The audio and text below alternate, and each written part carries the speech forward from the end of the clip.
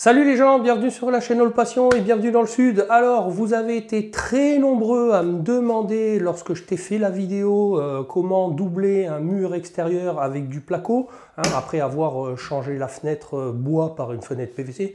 Tiens, je te mets une vidéo par là. Eh bien, à me demander comment je m'y étais pris pour faire le déplacement des vieux radiateurs en fonte. Eh bien, c'est l'objet de cette vidéo. Parce que oui, tu te doutes bien que lorsque tu vas vouloir doubler ton mur extérieur, alors que moi je te rappelle, ici, les radiateurs, ils étaient sur des pattes contre le mur initial en kéron qui avait été juste plâtré, parce qu'à l'époque l'énergie coûtait pas cher.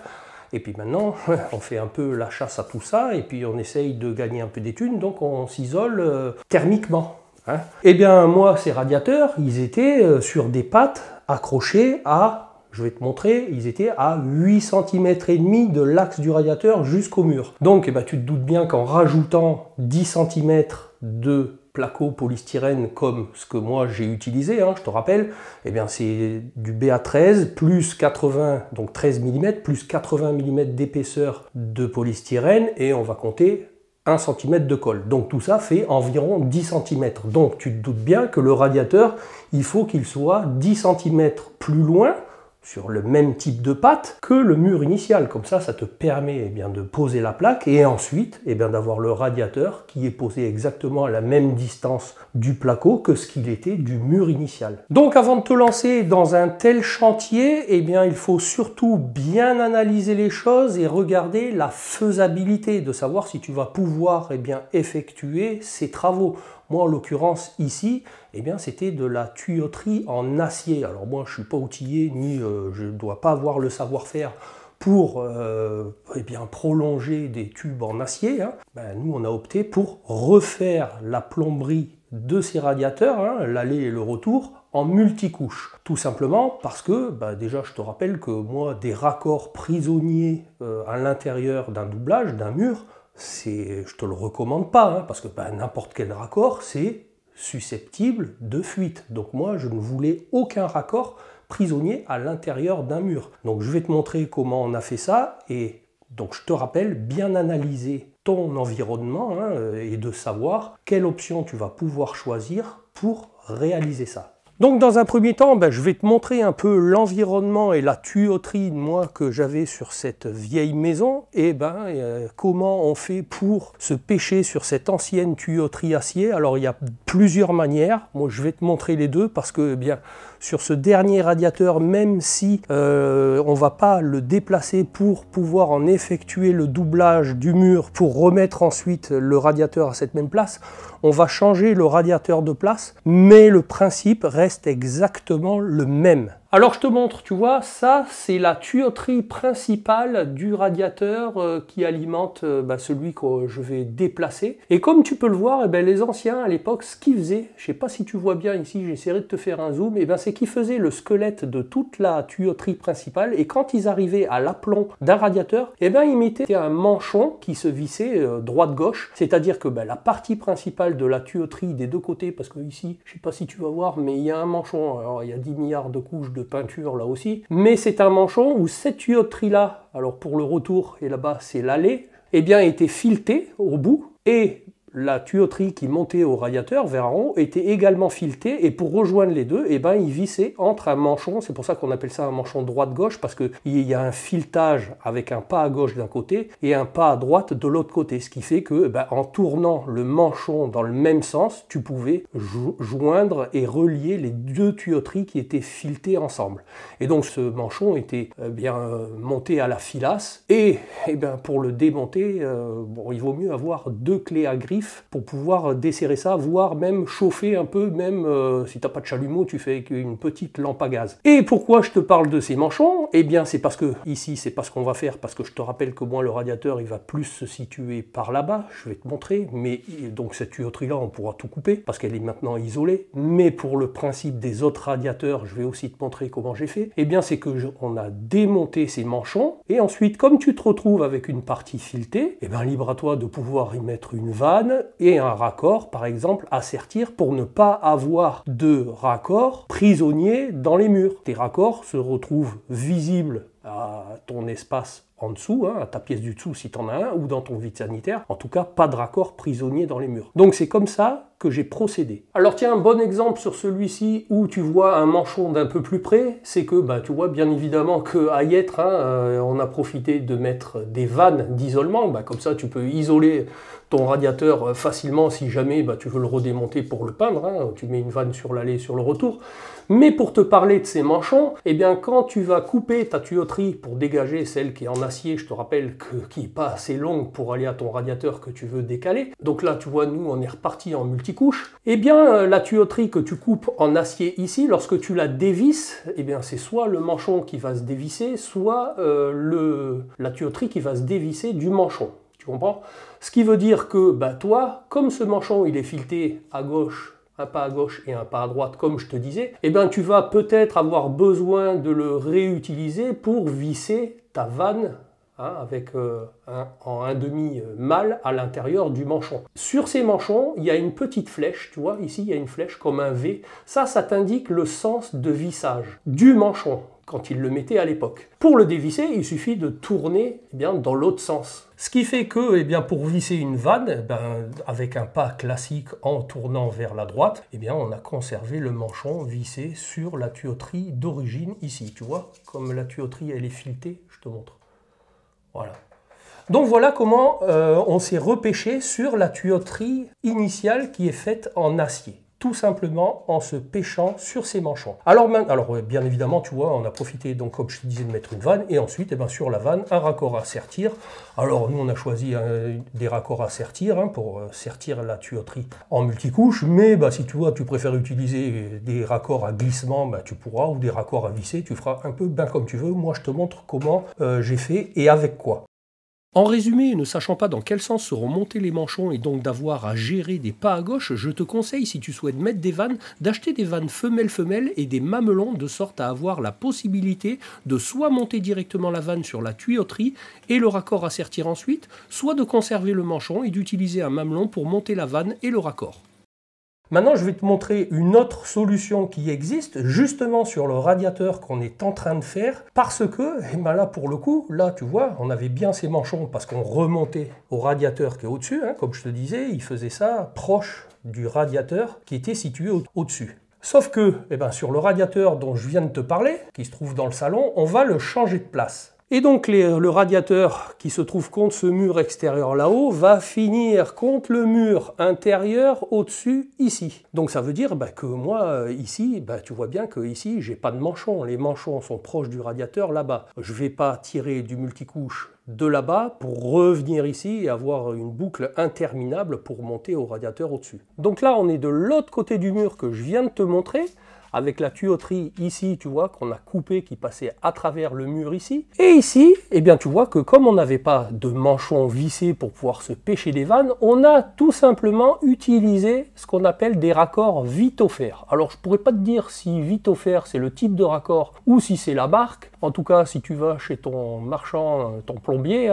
ton revendeur de plomberie, si tu lui demandes des raccords Vitofer, il saura de quoi ça parle. Alors, tu vois, la tuyauterie acier, on avait mesuré au pied à coulisses, elle faisait 22, je crois. Donc on a eu des raccords Vitofer, il nous a donné des raccords Vitofer DN21, ça se glisse parfaitement, filetage 1,5. Et comment ça fonctionne ça, ces raccords? Tout simplement c'est des raccords à compression, tu sais, un peu comme les raccords que tu utilises pour le tuyau Plymouth de jardin, où en venant serrer cette bague sur cet ensemble-là, à l'intérieur, il y a une bague avec un joint torique qui va venir se comprimer autour de la tuyauterie. Ce qui fait que plus tu serres et plus tu es étanche autour de la tuyauterie. Alors je vois l'avantage aussi de mettre des vannes, c'est que là le radiateur il est toujours pas posé au mur, mais ça nous a permis d'isoler le circuit pour pouvoir remettre en eau le reste. Bon, à l'époque où je te tourne cette vidéo, on n'est pas en hiver, donc même si on l'avait laissé ouvert et que le circuit soit pas plein, c'était pas grave parce qu'il n'y a pas besoin du chauffage. Et ensuite, tu vois, tout simplement, on est parti en tuyau multicouche. J'ai percé la dalle pour remonter là où je vais avoir le radiateur dans la pièce au-dessus, tout simplement. Alors là, tu vois, ils sont pas encore sertis, je te montrerai plus tard le sertissage de ces raccords, mais au moins, tu vois, les tuyaux sont en place. Alors, tu vois, le multicouche de 16, bon, et ben, ça se forme très bien à la main, même si tu peux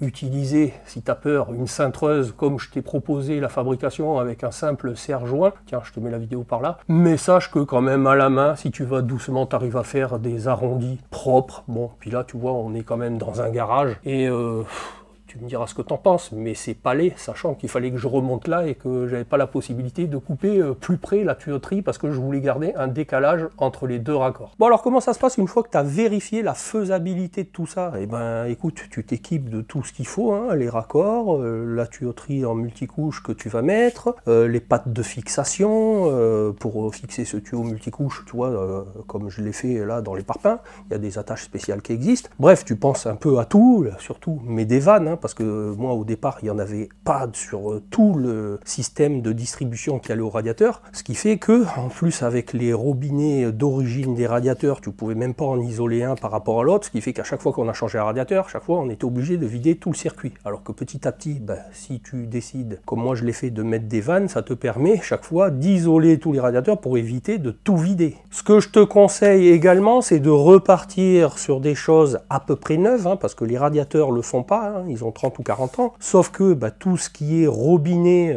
aller et retour, où tu mets une tête thermostatique, bah, nous on profite de démonter le radiateur pour dévisser les anciens, des fois non sans mal, hein, parce que des fois tu es obligé de chauffer, pour placer bah, un équipement neuf. Alors les kits complets avec un filetage en 1,5, parce que sur ces vieux radiateurs en fonte, bah, moi c'est du filetage en 1,5, et ben on a acheté des kits qui contiennent la tête thermostatique, tous les raccords qui vont bien, et ça coûte environ 35 €, 37 € suivant les endroits. Bon, le kit complet, mais au moins t'es paisible et t'es pas emmerdé pour ni re-isoler ton radiateur. Bref, profites-en, tu le démontes, tu le nettoies bien comme il faut, tu le peins, puis je vais te montrer, c'est en cours, et ensuite tu remontes des nouveaux équipements. Il n'y a que pour les purgeurs où on a trouvé des purgeurs, parce que sur les vieux radiateurs comme ça, le purgeur est en filetage 1/8. Alors on a aussi acheté des petits purgeurs, comme ça ils sont neufs aussi, des fois tu es un peu emmerdé avec les vis de purge qui ne marchent plus, et on a profité de remplacer donc tous ces équipements sur ces radiateurs. Alors comment ça se passe après pour enlever le radiateur, hein? J'ai envie de te dire, ça c'est un peu, chaque cas est différent. C'est que nous, comme je te le disais, on était obligé à chaque fois de vidanger tout le circuit. Bien entendu que toi, si tu as des vannes d'isolement, n'hésite pas à les fermer sur tous les radiateurs que tu peux. Même sur certains, sur les radiateurs en règle générale, si tu fermes le robinet d'entrée, hein, là où tu as peut-être ta tête thermostatique, et sur le retour, quand tu enlèves le cache, hein, c'est pas un truc de vidange en bas, c'est que si tu enlèves le cache, à l'intérieur, normalement, il y a une vis avec un carré que si tu la fermes, tu vas pouvoir conserver toute l'eau contenue à l'intérieur de tes radiateurs que tu ne veux pas démonter pour l'instant. Ça sera toujours ça aussi en moins et à vider, mais dans tous les cas, quand tu vas re-remplir, parce que ça te videra que la tuyauterie de ta distribution, et dans tous les cas, il faudra bien tout repurger quand tu auras re-rempli l'eau dans ton radiateur que tu as déplacé. Donc comment ça se passe?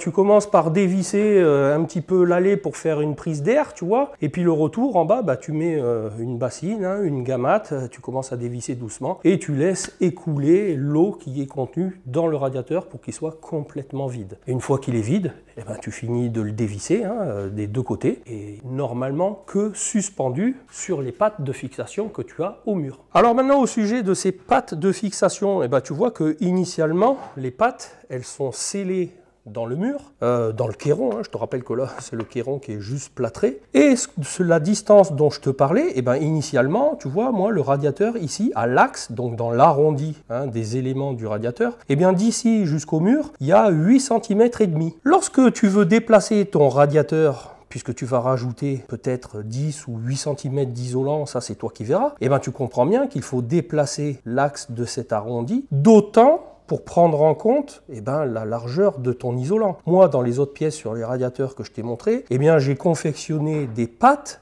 en rajoutant, comme je te l'ai dit, 10 cm, hein, le BA13, plus les 80 mm et le centimètre de colle, qui fait qu'il me fallait que j'ai à partir du placo, comme si ici c'était le placo, la même distance que là, et en plus 10 cm.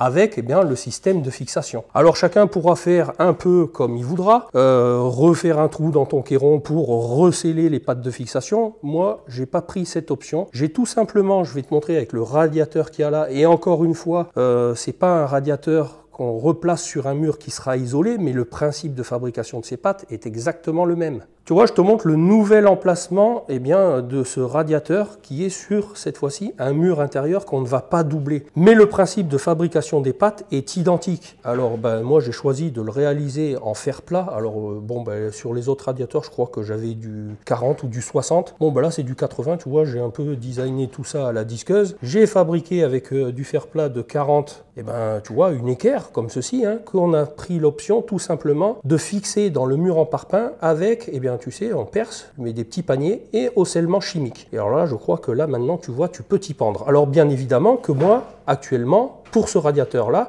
tu comprends bien que entre le mur et ici, j'ai les mêmes 8 cm et demi que j'avais sur l'autre mur, puisqu'il n'y a pas de doublage. Mais s'il y avait un doublage, ces pattes-là, comme je l'ai fait pour les autres radiateurs, l'arrondi, tu vois, serait plutôt ici. Et une fois que tu as placé ces pattes-là, dans ton placo, au même titre que quand tu as des tuyauteries ou du fil électrique, hein, tu fais 2 entailles, et puis quand tu viens plaquer ta plaque, elle passe à travers comme ceci, et tu te retrouves avec les pattes pour pouvoir suspendre à nouveau ton radiateur. Je te montre d'ailleurs exactement sur ce chantier en cours qui n'est pas fini parce que je ne vais pas m'amuser à faire les joints alors que tout n'est pas plaqué. Hein.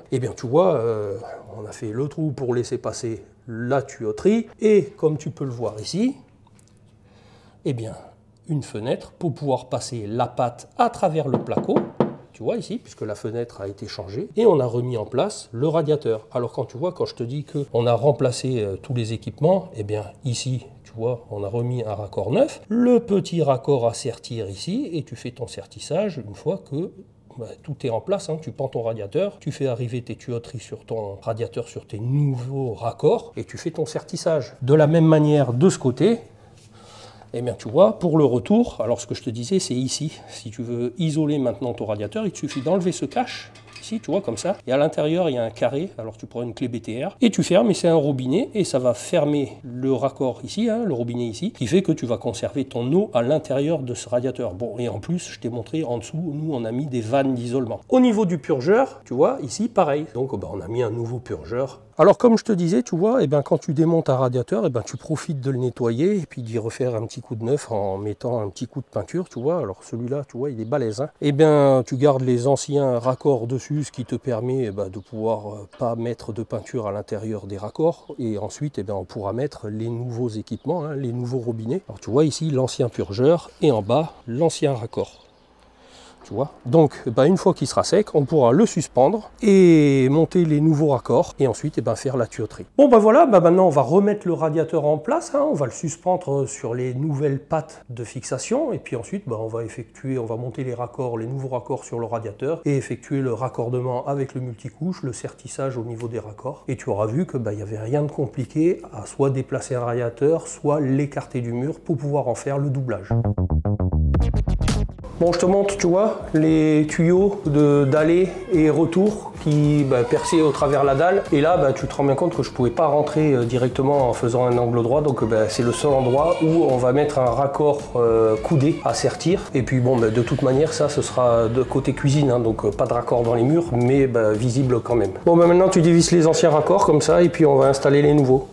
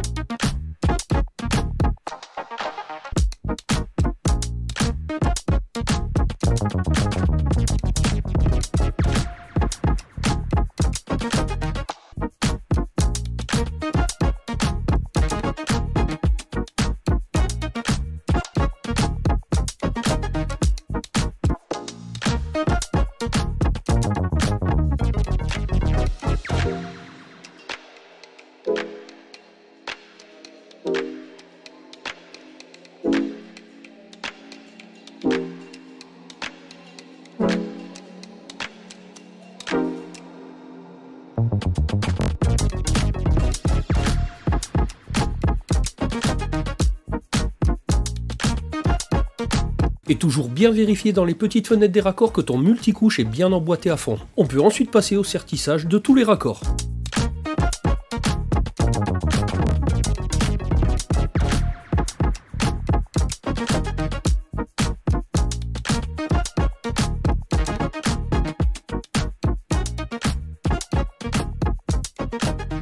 Alors avant de mettre en eau, eh bien, on dévisse le capuchon qui est ici, tu vois, et puis on va ouvrir le robinet qui est là, tu vois, parce que d'origine il est complètement fermé, alors tu l'ouvres complètement et ensuite tu refermes d'un demi-tour à peine, pour pas laisser le pas de vis en compression. Et là on est paré pour mettre en eau, puisque tout est serti, y compris, eh ben, tu sais, les raccords des deux vannes en bas. Alors là, eh ben, tu vois, on va ouvrir le purgeur et on va ouvrir les vannes en bas pour remplir, et puis pour purger ici et voir faire le tour qu'il n'y ait aucune fuite. Bon voilà les gens, alors t'as vu, c'était pas bien compliqué, on a fait le tour, il n'y a aucune fuite, hein. On est monté à combien Thomas? 2 barres de pression à peu près, en pression de service, ou 1 bar et demi. Bon, en tout cas, de quoi vérifier que il n'y avait pas de fuite sur aucun des raccords. Tu vois, hein, purger le radiateur, tout en service, donc il est prêt à être utilisé. Donc j'espère que j'aurai réussi à t'expliquer en détail tout le process, que ce soit pour décaler le radiateur du mur dans le cadre du doublage d'un mur extérieur comme je t'avais déjà montré, ou de simplement de déplacer le radiateur comme on vient de le faire. Bon, j'espère que tu auras apprécié le contenu de cette vidéo. Si c'est le cas, comme d'habitude, je compte sur toi pour me le témoigner, à me dire tout ça dans les commentaires, à partager la vidéo sur tes réseaux. Tu peux évidemment me suivre sur Instagram où je te partage d'autres contenus. Tu peux toujours aussi aller checker mes anciennes vidéos. Tu pourras trouver ça utile, divertissant, enrichissant. Et moi, je te dis à bientôt pour une prochaine vidéo. Allez, salut les gens!